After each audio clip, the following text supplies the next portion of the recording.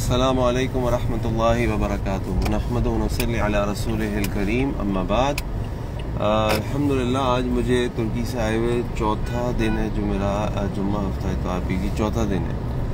اور جب سے میں آیا میں نے کوئی گپ شپ نہیں کی. اس کی 2-3 وجوہات تھیں. ایک تو تھکن بہت تھی, رات کی میری فلائٹ تھی, اس وجہ سے میں رات بھر جاگتا رہا اور جہاز میں بالکل نیند نہیں آئی. تو کافی اور پھر اپنا بستر ملا اتنے دن کے بعد, تو اور نیند جو ہے وہ جسم میں تھکن ہوئی اور سونے کا بہت دل چاہتا رہا. تھوڑی مصروفیت رہی. اور ایک اور مسئلہ یہ رہا کہ میں کافی ڈاؤن رہا, ڈپریس رہا.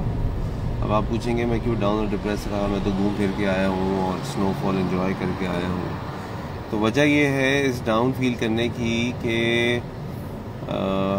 جب میں وہاں گیا اور میں نے وہاں جا کے آپ کو بتایا تھا ایک ڈیلیگیشن کے بھی میں ساتھ تھا. میں نے ٹرکش ہسٹری کو بھی پڑھا, سنا, ڈسکس کیا لوگوں کے ساتھ. تو ان کے ساتھ جو کچھ ہوا نا, اتنا برا ہماری قوم کے ساتھ میرا نہیں خیال ہوا ہے.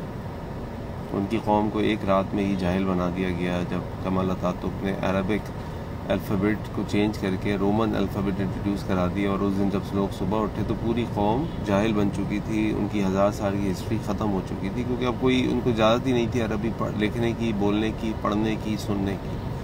تو سب لوگوں کو اب رومن میں سیکھنا تھا کیسے لکھیں. جن کو رومن نہیں آتی تھی ان کے لیے بڑا مسئلہ, اور یہ سارے مسئلے مسائل. پھر ان کے کوپس بہت ہوئے, ان کے آرمی کی ڈکٹیٹرشپ بہت رہی. جب کوئی گورنمنٹ آتی اسٹرانگ ہوتی اس کو کوپ کر دیتے.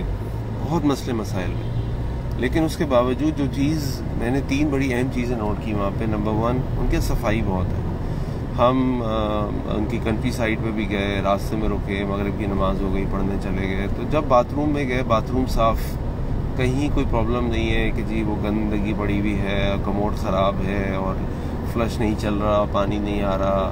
مسجد کے اندر گئے, مسجد صاف ستھری خوشبو والی مسجد, اس کے اندر ہیٹر لگے ہوئے, ہیٹر چل رہے. آلدو مسجد میں سوائے امام صاحب کے اور ایک بزرگ کہیں سے چلتے ہوئے آ رہے تھے لاٹھی اپنی پکڑتے ہوئے, کوئی نہیں تھا.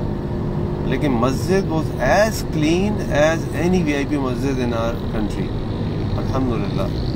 پھر دوسری چیز مجھے ان کی بہت پسند آئی, ان کے پاس سلیقہ بہت ہے. ہر چیز کو ایک اچھے طریقے سے کرتے ہیں, پراپر طریقے سے رکھتے ہیں, پراپر طریقے سے کرتے ہیں, اور بڑے ہی ڈیسنٹ اور کے لیے ہمبل وے میں اپنے کام کرتے ہیں. اور تیسری چیز یہ ہے کہ ان ساری چیزوں کے باوجود ان کے جو بھی مسئلے مسائل ہیں, ریلیجس موومنٹس ہیں, یہ ساری ان کی حقوق اور یہ سب چیزیں چلتی رہیں, لیکن اس کے باوجود ان کا جو سسٹم ہے, انفراسٹرکچر, ایکو سسٹم ہے, وہ کنٹینیوسلی ڈیولپ ہو رہا ہے اور آگے بڑھ رہا ہے. میں ان کے گورنمنٹ ڈپارٹمنٹس میں بھی گیا, وہاں مجھے کچھ کام تھے.